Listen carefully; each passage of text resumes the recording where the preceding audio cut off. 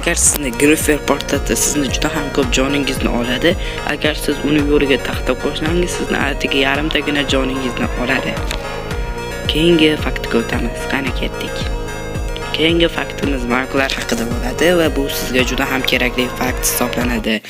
Siz masalan chiroyliroq blokdan mayoq qurmoqchi bo'lsangiz, sizga juda ham ko'p oltin yoki boshqa chiroyli blok kerak bo'ladi. Siz buni aslida chechasangiz ham bo'ladi.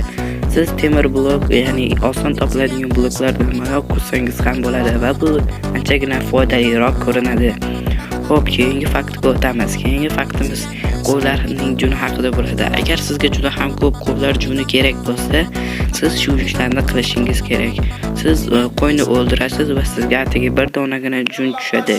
Shunchaki ko'paytirsa ham bo'ladi. Siz shunchaki qaychi bilan olsangiz, sizga nisbatan ko'proq jun tushadi.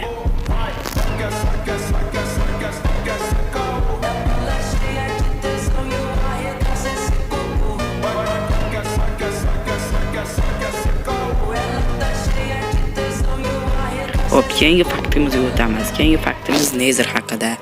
Agar siz Netherga bordingiz, mana masalan hozir men Netherga ketmoqdaman. Go'shtni yemay olamiz, qani olg'a. Hop, mana har doimgidek juda ham ko'p o'yinchilarda bo'ladigan holat. Sizni piglilar o'ldirishi mumkin.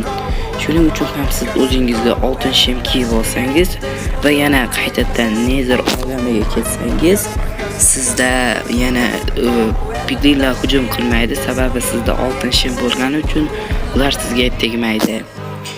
Bu juda ham yaxshi va sizga aniq bu narsani maslahat bermasdim. Hech bir Minecraftchilar buni maslahat bermaydi. Piglinni urishni oxiri yaxshilik bilan tugamaydi, xavotirlanmang. Hop, agar siz paqir bilan water drop qilmoqchi bo'lsangiz, bunga sizda juda ham ko'p vaqt ketadi va qila olmasligingiz mumkin. Shuning uchun ham sizni to'r bilan qilish osonroq.